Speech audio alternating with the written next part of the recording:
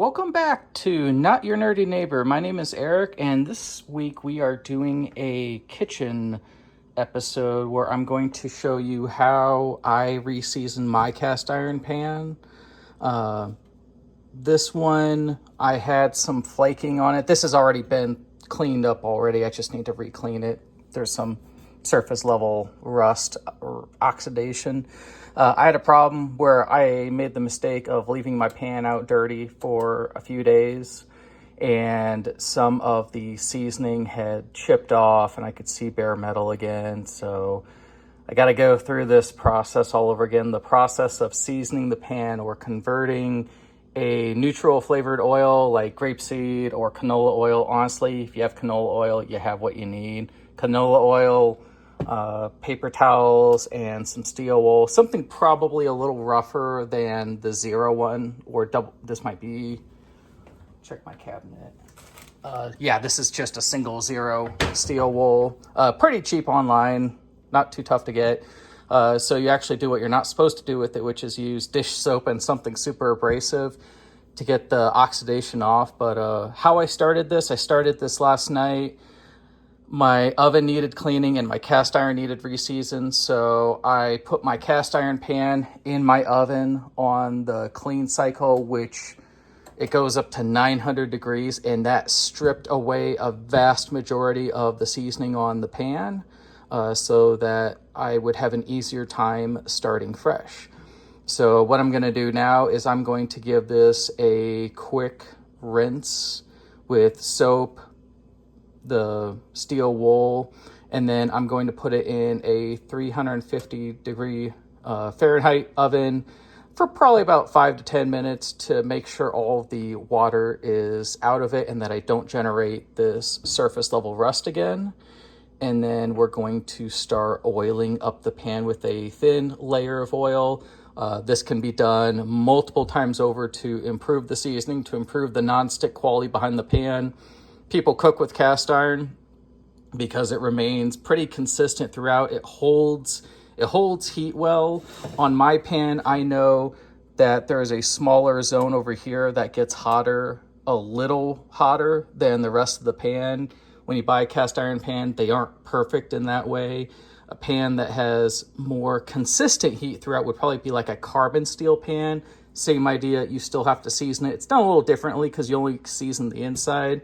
But with a cast iron pan, you season the whole thing, handle, bottom included. So let's get cracking. Okay, so I just pulled the pan out of the oven, and while I'm letting it sit here on my stove, I actually put a trivet underneath so it would cool down a little quicker. It's like a high temp silicone trivet. As I went through, I dry wiped the pan with some paper towel to get the surface oxidation off, because when you go to wipe it down with the oil, you'll also kind of do that too to get the surface rust off before you put it into the oven to bake on the seasoning, well, to bake the oil to create the seasoning. So I'm just wiping it down, and I mean, it is bare metal right now. All I've done is just, wipe it down with dry paper towel to get the surface stuff off, just wherever I can before the pan is cool enough for me to handle. And then I will start to wipe down a thin coat of oil all over the pan. And then I will actually try to wipe off as much of it as I can, because this metal is really porous, and what makes it non-stick is when you put a layer of oil on the pan, each time you add a layer and bake it in, you're converting the oil into a polymer, which is the non-stick surface that you're looking for, called your seasoning. And each time you do that, your pan gets a little more non-stick. There's some people that can float a fried egg on their cast iron pan or their carbon steel pan because they did such a great job with the seasoning. They did the upkeep on it. I slipped on my upkeep at least once or twice a year. I got to redo it. If you're doing really well, you might only have to redo it maybe once a year. It is a little bit of a time-consuming process to do this, but the regular upkeep really doesn't take that much time. You clean out the pan with like a nylon brush, You get out all the hard stuff. You can rinse it underwater to clean it. You just want to put it in a 350 degree Fahrenheit oven to get all of the water out of the pan after you clean it for probably about maybe 5-10 minutes. Take it out, and then you're good to go again. And then the next time you go to use your pan, you want to put a thin coat of oil in the pan. You want to preheat your pan. And then that is really about it. Okay, we're back again. The pan is can be somewhat handled, just kind of either barehanded a little bit. At least I won't burn myself if I accidentally touch it while wiping it down. I will probably use this oven mitt to manipulate it around so I can get oil all over. I mentioned before that you do want to cover the entire pan in your neutral oil. I have some grapeseed oil I still need to burn through. I read some not so desirable stuff about cooking with it recently, but I highly recommend looking into that for yourself. But really, canola oil would work just fine for this. And I have an oven preheating at 450 degrees because this oil claims to have a high smoke point of 450 degrees. I think most stuff I saw online said grapeseed oil is like 425, so is canola. But as long as you bring it to a smoke point or above, you're gonna build the seasoning that you want on your pan.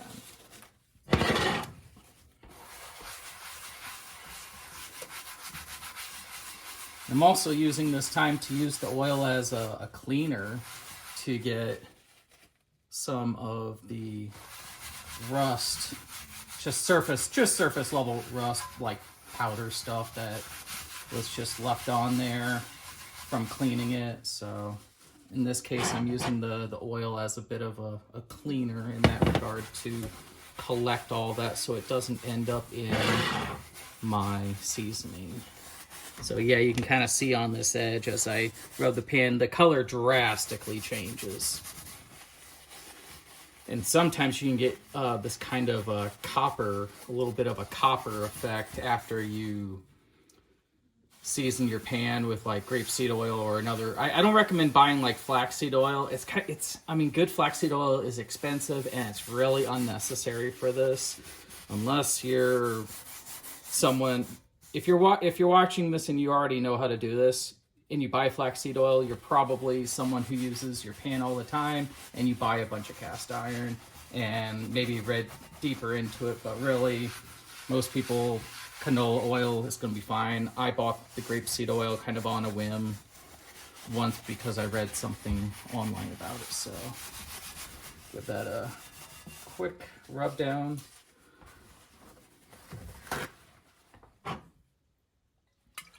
I do use a lot of paper towels going through this process, and I do recommend using those because you will build up iron oxide, which is rust, on what you're cleaning it with. So I still have some, not much, but I want to get all that gone before I bake on my seasoning. And the great part is once you have it seasoned, you can actually put this on the grill. You can put it in the oven, stovetop. I know some people will take their cast iron camping with them and put it over an open flame. Probably have to do a little more cleaning with it afterwards if it's going near an open flame. But if you do, if you already do that, let me know in the comments. I've always been curious to try that. And if you're looking for a place to get cast iron pans and you're interested in trying to pick up like a cheap one, I would recommend going to like an antique shop, see if maybe there's one at a Goodwill, give it a knock, make sure it doesn't ring. It's got a solid sound. There's no ring to it indicating that there's any cracks throughout the pan. Sometimes that's a good way of picking up a good cast iron pan. I got married a few years ago, so I got this off my wedding registry. This is a Kaufland cast iron pan. Another company called Lodge makes a really good cast iron pan. I think those are all made in the United States if you're someone who tries to buy American made It's always good to know that stuff. Oh yeah, there's a ton on the backside, so definitely going through a few of these. And when you own cast iron, you go through more paper towels than normal. It's just part of it. Yeah, it's less and less.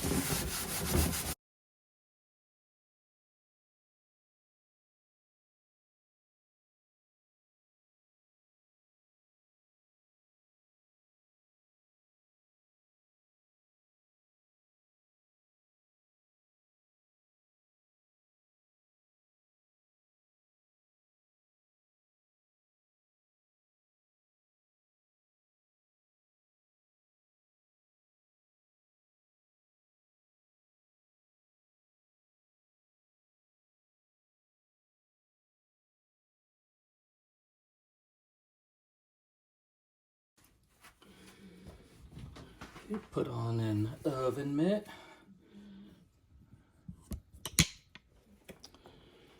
And set this upside down in a 450 degree Fahrenheit oven. It's kind of hard to do it with one hand.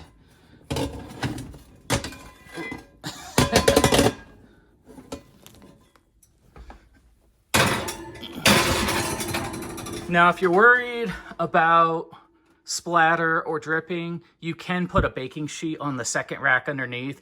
But really, if you go through, you wipe it down, and your oven is set to the correct temperature, you should not have a problem with that.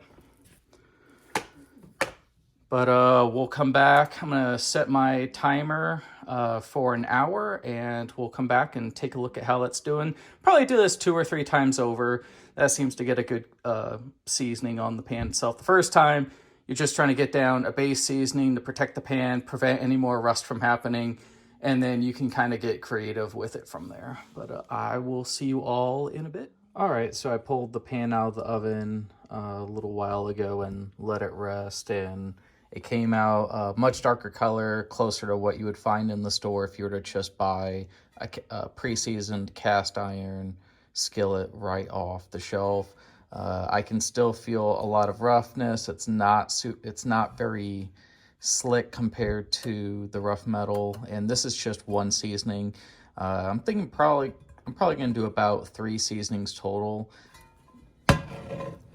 And it kind of took on a little bit of a bronze hue because of the oil I used, but functionally it shouldn't make a difference. So I'll go through, oil that up again, and let that bake on another layer of seasoning, and do that once more, and I will have my pan up and running again. And we're back. I just pulled my pan out of the oven after the 3rd coating, and it's a lot slicker than it was before. It's not sticky. It came out back to that original black color I had when it was well seasoned. So this is right about where you would want it. I just had the microwave light on so you could see the surface. But yeah, that's really all there is to it, and you could repeat that process as many times as you want. I've seen some people claim that 6 or 7 coatings provides a much better coating. I've heard of some people taking like a wire brush when it's unseasoned and smoothing out the cooking surface inside, and then going through and doing coating, claiming it's better for the pan being non-stick. But this is just more of a traditional method of doing it. It works well, it's effective, it's easy, and I like what works. So feel free to like, follow, subscribe, not your nerdy neighbor. But other than that, I hope you all have a wonderful day, and I look forward to making more videos for all of you. Thank you.